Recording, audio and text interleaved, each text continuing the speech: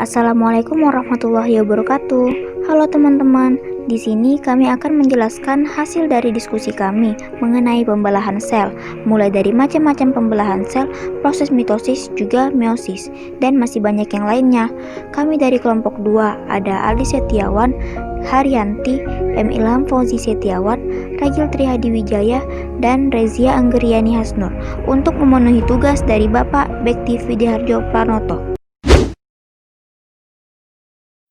Di sini saya akan menjelaskan tentang macam-macam pembelahan sel. Pembelahan sel dibagi menjadi 3, yaitu 1. Pembelahan amitosis. Pembelahan amitosis tidak diawali dengan pembentukan gelondong pembelahan dan peleburan inti. 2. Pembelahan mitosis.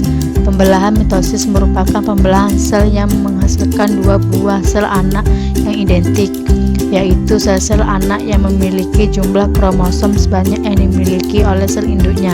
3. Pembelahan meiosis. Pembelahan meiosis merupakan pembelahan sel yang menghasilkan 4 anak dengan jumlah kromosom sepenuh dari yang memiliki induknya. Pembelahan mitosis.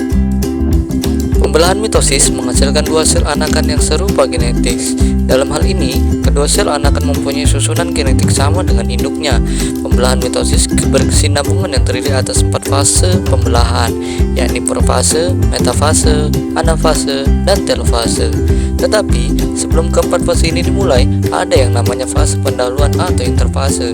Pada interfase, terjadi persiapan dan penimbunan energi oleh sel untuk melakukan pembelahan dalam waktu yang sangat lama.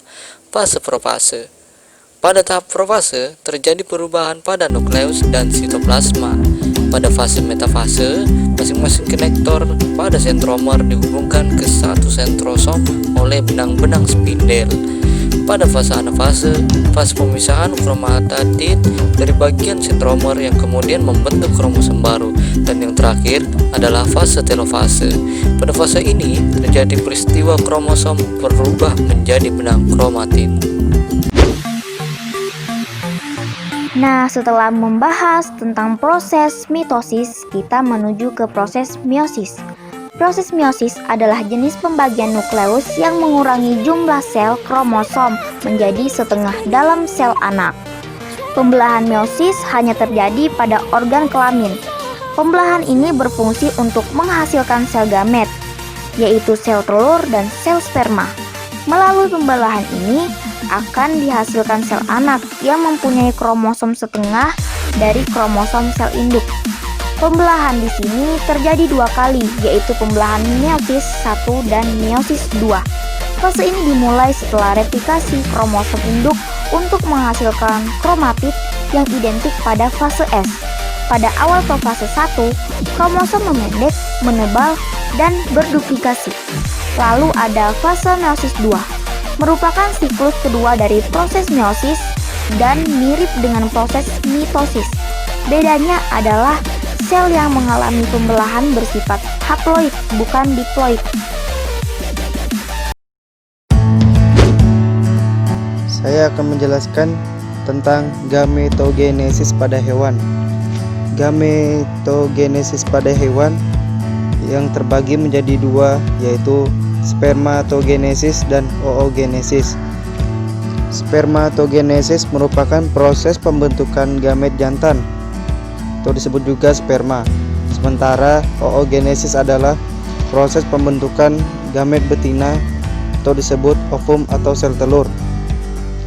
Gametogenesis memegang peranan yang sangat penting dalam perkembangbiakan hewan. Spermatogenesis dan oogenesis termasuk pembelahan meiosis karena terjadi di jaringan organ reproduksi dan menghasilkan 4 sel anak yang haploid.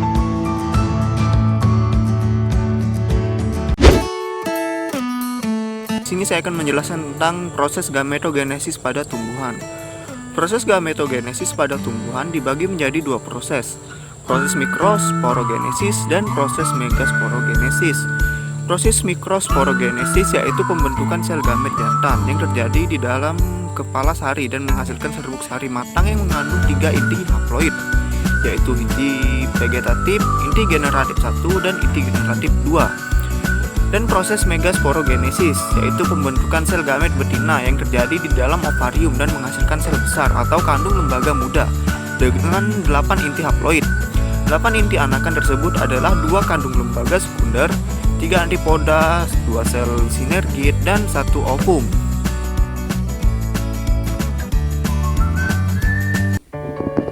Nah, itu dia teman-teman hasil diskusi kelompok 2, mulai dari macam-macam pembelahan sel, proses pembelahan mitosis dan meiosis, proses gematogenesis pada hewan, dan proses gematogenesis pada tumbuhan.